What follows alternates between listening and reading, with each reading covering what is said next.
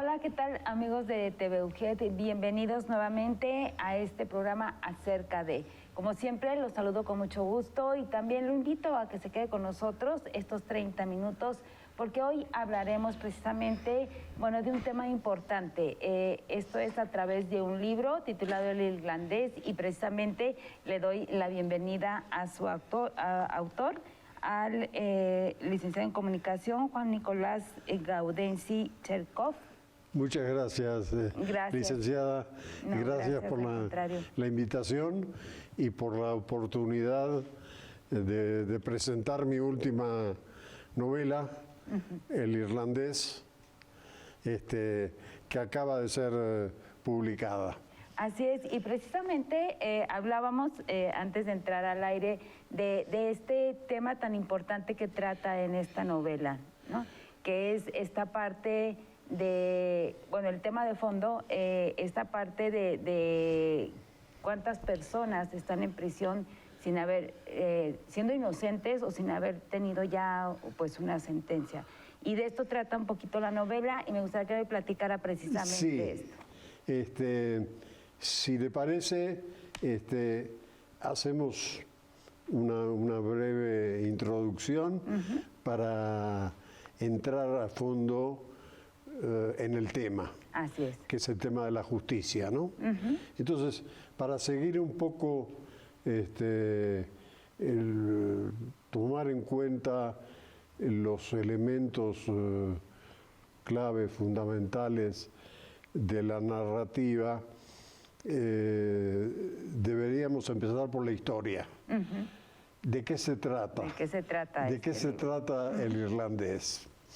Lo resumo básicamente de la siguiente manera. Es la vida, las circunstancias, los hechos, la actividad de un argentino, hijo de irlandeses, que primero es policía, oficial de policía, es egresado de la Escuela de Policía de la Ciudad de Buenos Aires, como agente policial es una especie de cisne negro, hace cortocircuito con la metodología, con el ambiente de la Policía Federal en Argentina, no se siente cómodo en esas circunstancias y termina siendo expulsado de la Policía Federal y se convierte en detective privado. Dedicado, es una especie de antidetective, porque en lugar de dedicarse a establecer la culpabilidad, su misión es establecer la inocencia de las personas que recurren a él, que por lo general son personas presos de muy pocos recursos, por lo tanto su vida es una vida muy austera, pero dedicada a esta misión, a rescatar de la prisión a detenidos, reclusos inocentes. Entonces, lo primero que él hace antes de aceptar un caso es estar convencido de que la persona que recurre a él o el familiar es inocente. Solo de esa manera acepta hacerse cargo del caso.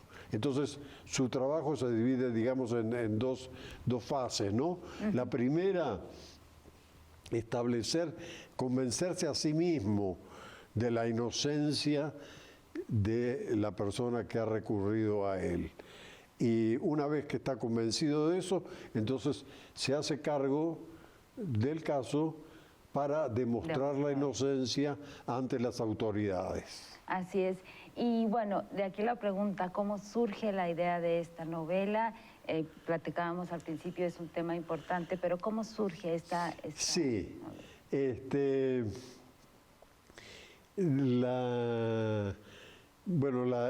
La historia sería esta que acabo de resumir. La trama es el relato de los acontecimientos, relato, podríamos decir, anacrónico, es decir, no cronológico, sino que hay idas y vueltas en el tiempo, ¿no? El relato de la vida de este personaje, de las circunstancias por las que atraviesa a lo largo de la novela, y el tema, que por lo general los temas de una obra literaria o de narrativa se definen con una o dos palabras. En este caso el tema es la justicia.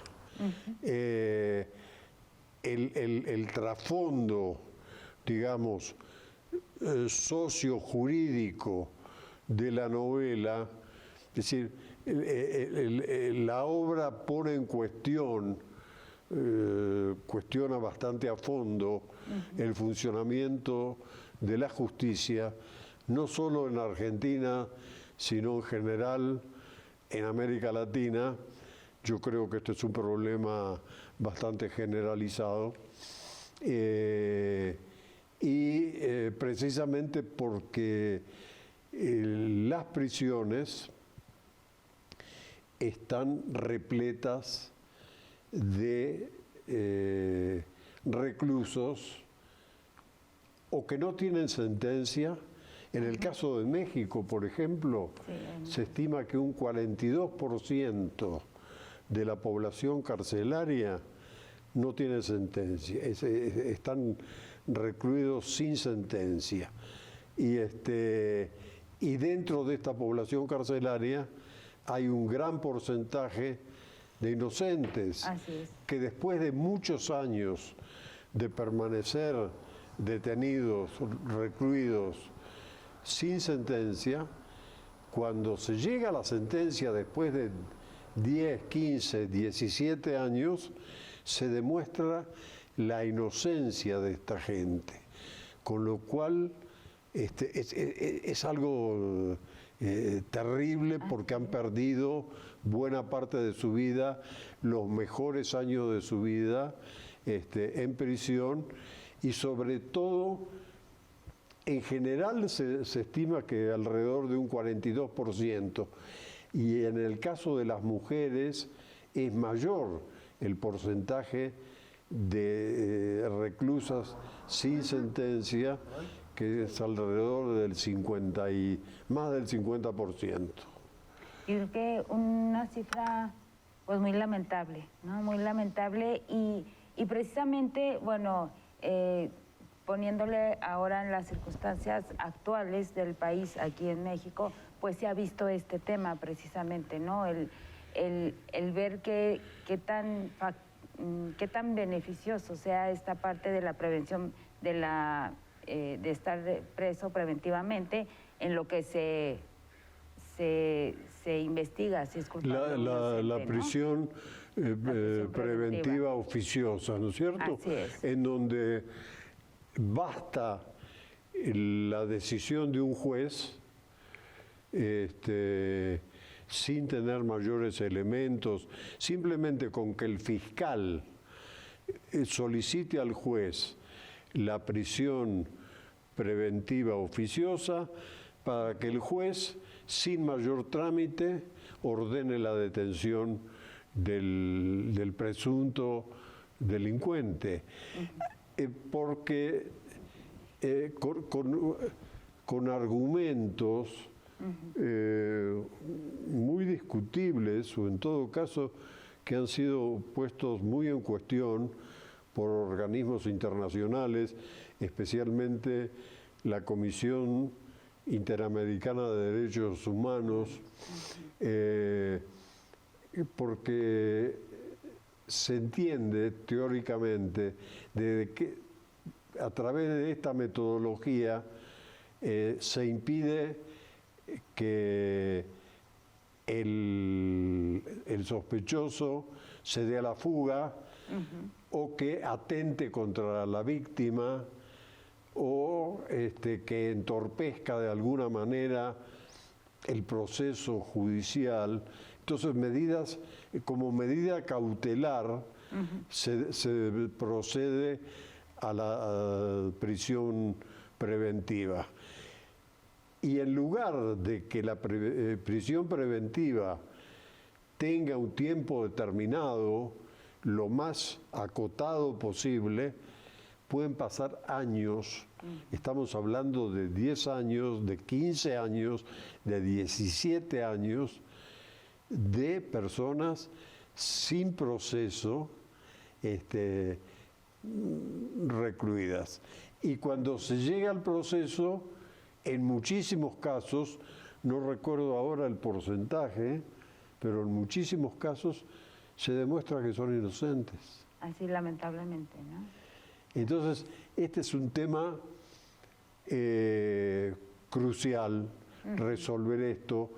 En las últimas semanas o meses, la Corte Suprema de Justicia de México ha debatido este tema, no se llegó a un consenso, entonces finalmente se decidió hace pocos días retirar la propuesta para encontrar una fórmula de consenso de manera de resolver este problema. Y una cuestión que hay que tener en cuenta en el caso de México es que en los últimos años, entre el año 2000 y 2018 aproximadamente, la población carcelaria, a raíz de este tipo de medidas cautelares, pasó de 650.000 personas a 1,5 millones de detenidos, superando la capacidad del sistema penitenciario mexicano para albergar semejante población. Entonces, bueno, esta superpoblación adquirió su aspecto más dramático, por decirlo de alguna manera, durante la pandemia, ¿no? Así es, lamentablemente otro problema, ¿verdad? Que sea una. Vamos a un corte. Muy bien. Y regresamos precisamente con este tema sobre la novela El Irlandés.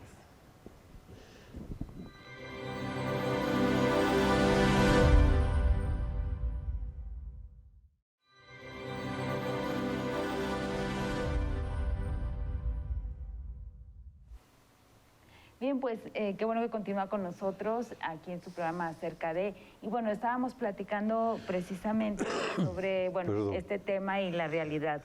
Y volviendo un poco a la novela, pues es lo que refleja de una manera, ¿no? Aquí en este caso, el protagonista, bueno, enfrenta 3 casos y bueno, que nos ampliara un poquito sobre esto.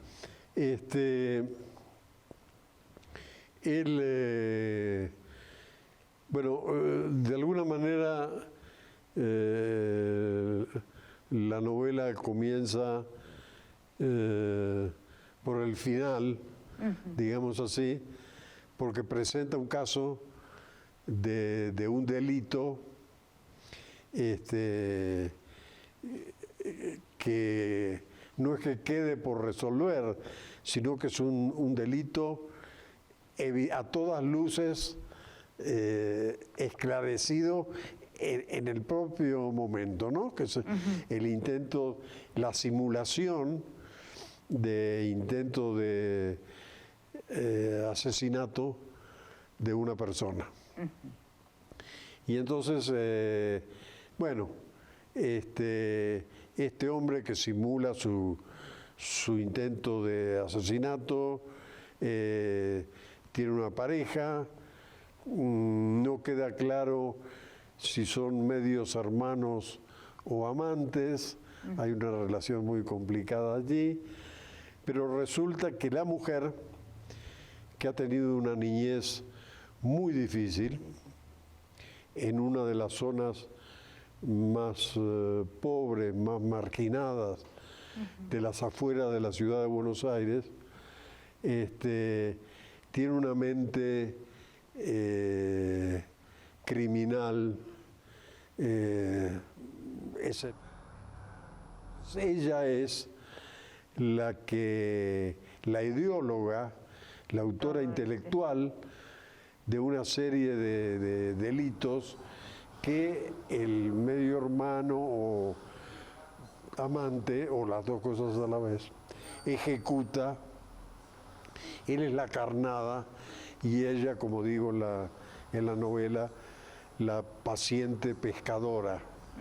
Más de una vez pensó en conseguirse una carnada más fresca, más atractiva, porque él es bastante mayor, pero hay algo que los mantiene unidos durante prácticamente toda la vida, que es esta relación de complicidad entre ellos, ¿no? Y de fidelidad del hombre hacia la mujer, sus órdenes, sus planes, sus proyectos delincuenciales. Entonces, para resumir, la víctima de ambos resulta ser un hombre muy acaudalado, y la esposa, que termina en prisión siendo inocente, y la esposa de este millonario recurre a el irlandés. Después de muchas vueltas da con el irlandés, que se mantiene bastante en las sombras, para pedirle que se haga cargo del caso del marido. Y el irlandés, siguiendo su método habitual, primero le dice: no, espere, yo quiero estar seguro de que su marido es inocente. Dice: ¿inocente un millonario? Bueno, puede ser. Queda la duda, ¿no? No lo descarta por su condición económica, pero necesita estar convencido, y una vez convencido de la inocencia de este personaje, se dedica a trabajar para demostrar la inocencia ante las autoridades y finalmente ponerlo en libertad. Pero ya conté el... Una parte importante que comentábamos ahorita, que él se apoya mucho, ¿no?, en los reclusos que están precisamente... Sí, ejemplo. Ajá. Este hombre que simula su intento de asesinato se ata él mismo, con la ayuda de los dientes, se ata las muñecas, pasa los pies, las piernas por sobre las manos que quedan en la espalda atadas, y se arroja de la azotea de la terraza de un edificio, como si hubiera sido arrojado, ¿no? Entonces, uno de los recursos del irlandés es ir a ver a un preso que es un maestro de los nudos náuticos, y que está preso de por vida por haber, con la ayuda de cuerdas y eso, ahogado a dos de sus superiores en un buque. Este hombre tiene cadena perpetua, pero es un maestro. Entonces le pide que examine las fotografías de las cuerdas con las que le han tomado fotografías al cuerpo, y este experto en cabullería, que sería el término náutico, observa y dice: estas han sido mordidas, aquí están las marcas, mira con una lupa, aquí están las marcas de los dientes en la soga, con lo cual le demuestra que fue una simulación y no es que nadie lo haya amarrado, ¿no? Sino que él mismo, con la ayuda de sus dientes, fabricó este show. Entonces, en presos como como el viejo Anselmo se llama, encuentra apoyo de la misma manera que encuentra apoyo en el taller del penal para que fabriquen un muñeco con las mismas características antropológicas de la presunta víctima. Hacen un muñeco perfecto, del mismo peso, con las mismas características y qué sé yo, y él lo lleva al edificio y lo arroja de la terraza para ver qué efectos produce en la caída. Entonces, entre los presos se encuentra apoyo para poder desarrollar su investigación. Así es. Pues sin duda interesante, ¿no? Interesante la trama y, bueno, ¿qué esperar precisamente de este libro? Bueno, en primer lugar, espero... el horario no es el adecuado o el conveniente, pero con el apoyo de la ISED, del ISED, perdón, el 3 de noviembre, en el Museo de los Gurkas, Museo Palacio de Gurka, el jueves 3 de noviembre voy a hacer la presentación de la novela. Probablemente me acompañe el director del ISED. He invitado alumnos de criminología de la Universidad Autónoma de Durango, alumnos de Derecho de la UGED, que pienso que por todo esto puede interesarles, y bueno, el propósito es promover la novela a través de esta presentación, de esta invitación y presentación que haremos el 3 de noviembre en el Museo de Gurkas. Muy bien. Pues yo quiero agradecerle el que se haya tomado este tiempo precisamente pues para hablar y explicarnos un poco este libro que la verdad es interesante. Yo lo empecé a leer y bueno, se queda uno, ahora sí como diciendo, se queda uno con la incógnita, ¿no? De seguir leyendo. Me alegro mucho y le agradezco mucho la entrevista. No, al contrario, no sé si desea agregar algo más.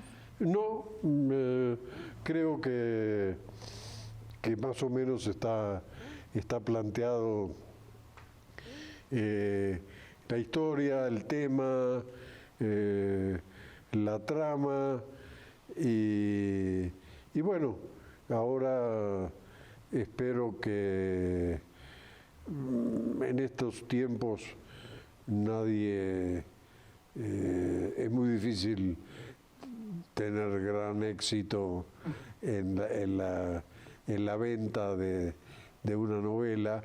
Hay una competencia muy fuerte, un negocio en crisis, el negocio editorial, muy difícil.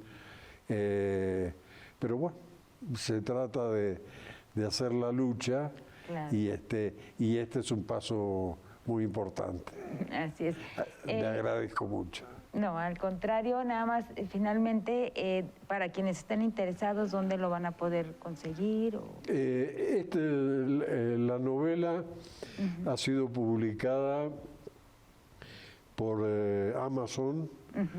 Entonces se puede comprar en amazon.com.mx, el correo electrónico, ahí aparece la novela, se encarga electrónicamente, se hace el pago correspondiente, en dólares es 10, 12 dólares aproximadamente, y en el término de 10, 15 días el comprador lo recibe en su domicilio. Y realmente el sistema de la infraestructura, la organización de Amazon funciona muy bien para estos casos de autopublicación. Muy bien. Bueno, pues nuevamente muchas gracias por este espacio y sobre todo, bueno, gracias a usted que estuvo acompañándonos durante este programa acerca de, y bueno, la invitación es para que siga aquí en la programación de TVUG.